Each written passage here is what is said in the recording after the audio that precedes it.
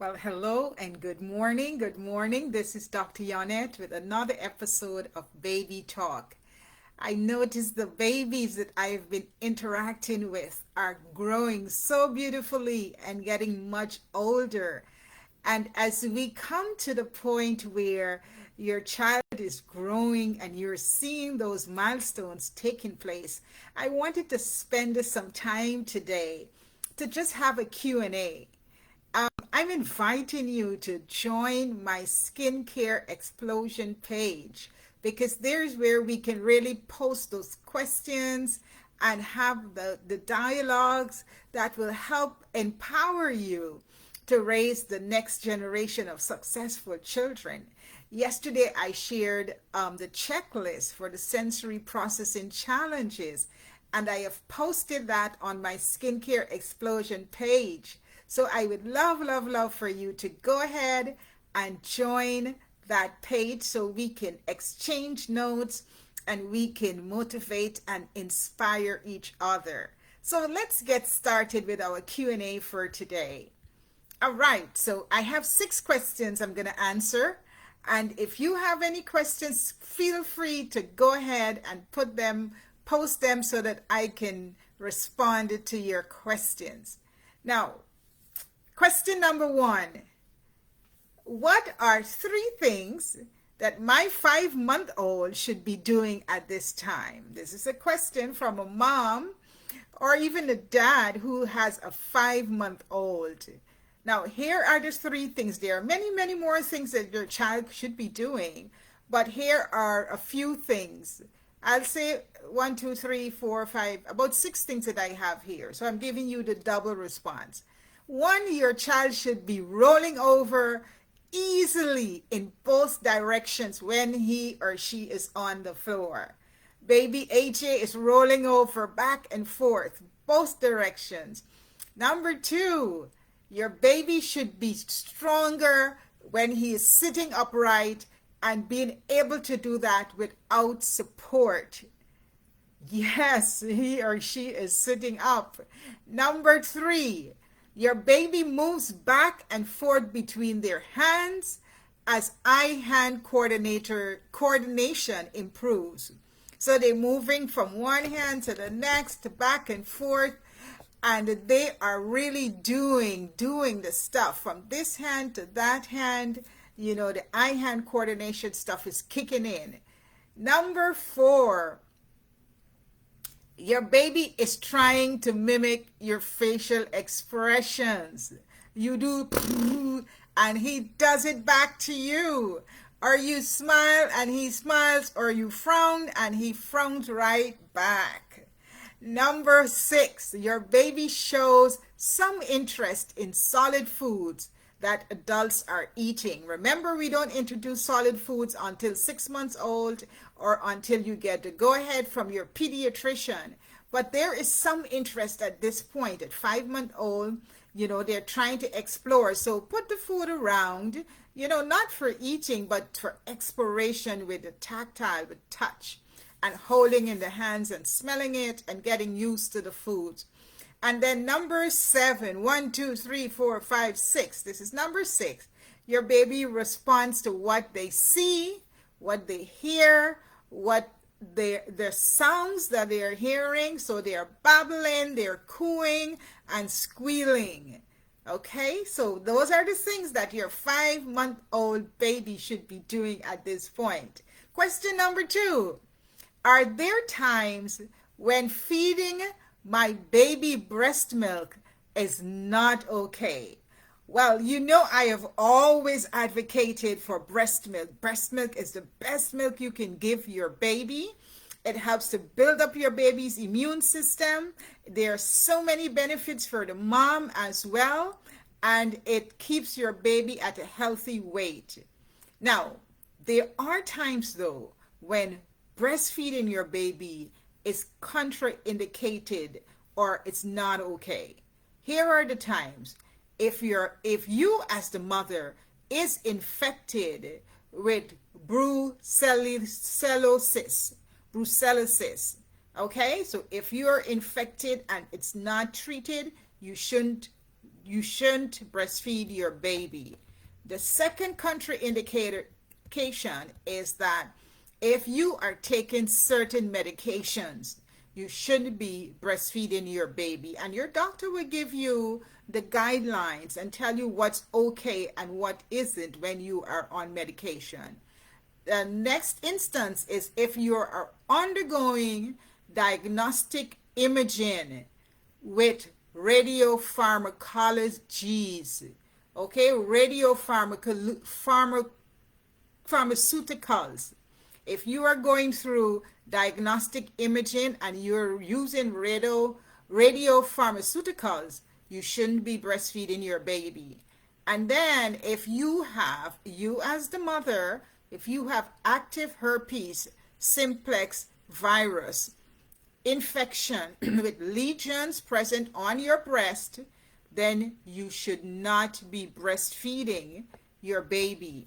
And then there's a whole lot of debate around this final point, and it is that if this milk is coming from another mother, the word out there is not conclusive, but especially in daycares where the milk can get mixed up with another baby's milk or another mother's milk, there's a whole lot of protocol around that is that are advocated by the CDC about informing the mothers about the mix-up in milk.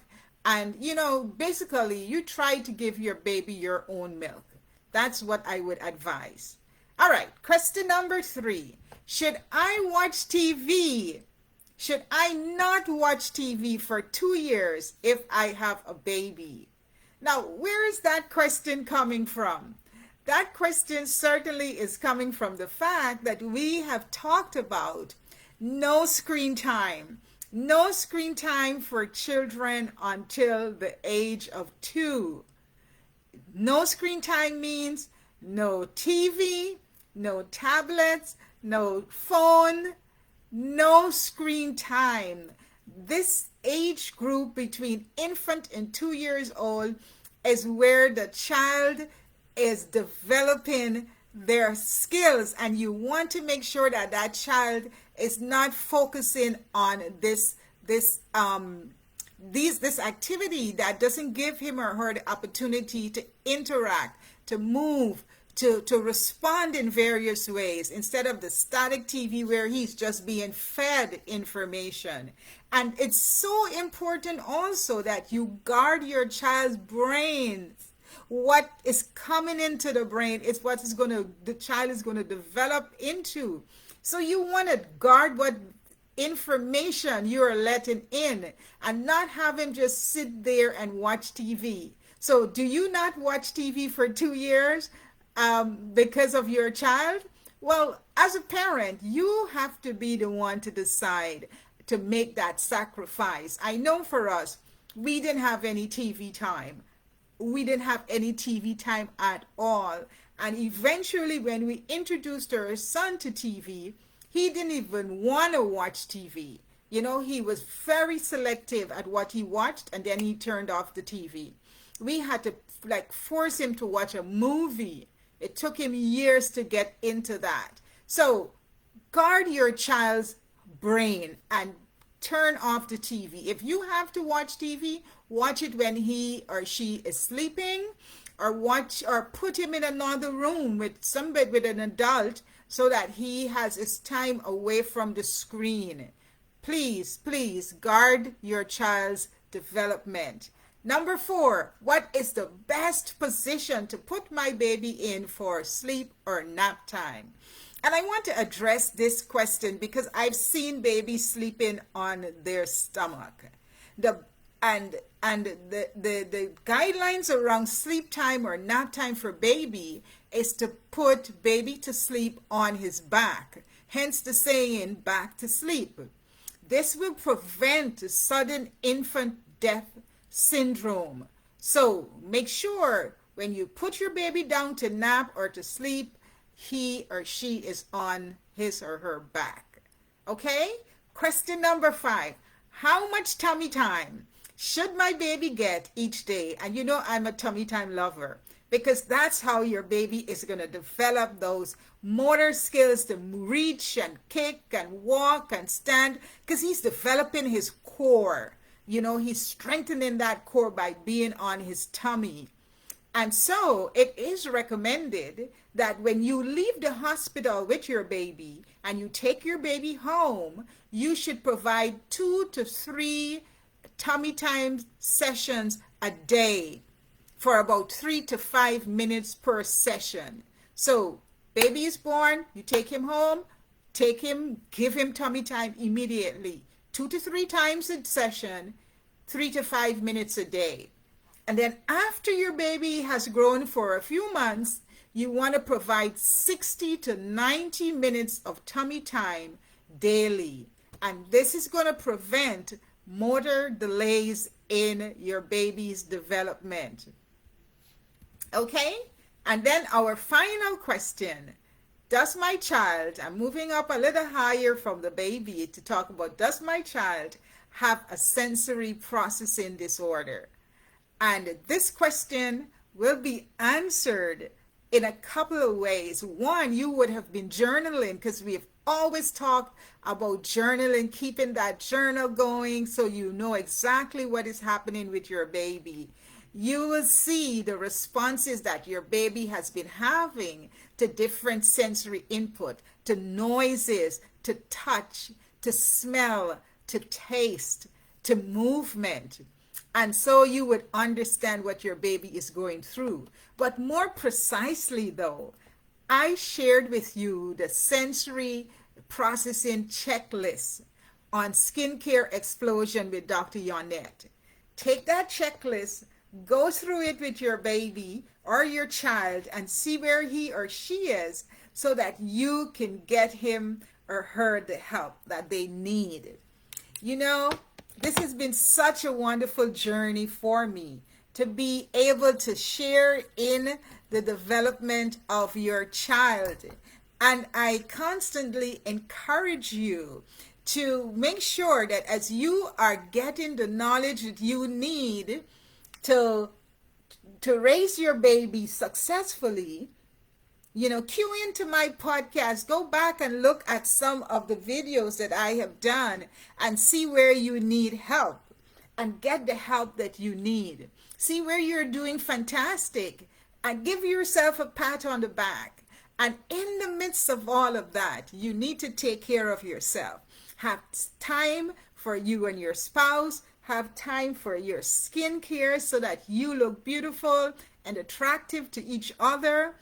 And have time for your baby so that he or she develops into the next successful generation of children. This is Dr. Yonnette thanking you for joining me this morning and saying have a marvelous Monday.